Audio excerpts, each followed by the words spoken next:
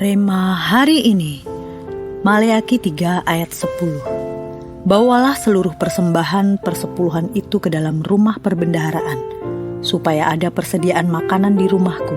Dan ujilah aku, firman Tuhan semesta alam. Apakah aku tidak membukakan bagimu tingkap-tingkap langit dan mencurahkan berkat kepadamu sampai berkelimpahan? Seorang petani sederhana selalu memisahkan 10% hasil panennya untuk dipersembahkan kepada Tuhan. Bahkan ketika musim kering melanda, banyak orang menertawakannya sebab lumbungnya tidak pernah tampak penuh. Namun ia berkata dengan tenang, "Bukan ladangku yang menopang hidupku, tetapi Tuhan."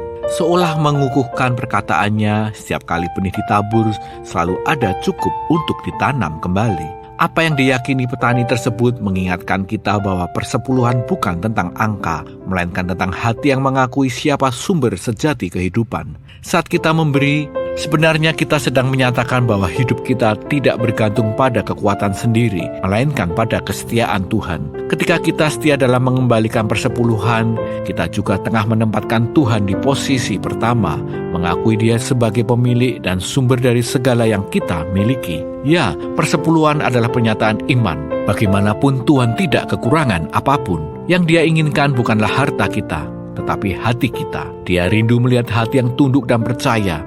Dalam Maleakhi 3 ayat 10, Tuhan bahkan menantang umatnya untuk menguji kesetiaannya. Berkat yang dijanjikannya pun bukan hanya soal materi, tetapi damai sejahtera, kecukupan, dan keyakinan bahwa Tuhan memelihara umatnya.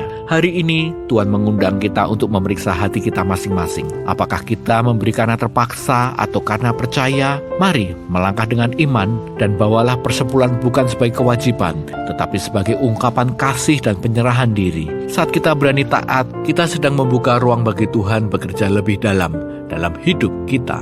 Percayalah, ketika hati kita mengakui Tuhan sebagai sumber hidup, tingkap-tingkap langit akan terbuka, dan berkatnya akan mengalir melampaui apa yang bisa kita bayangkan.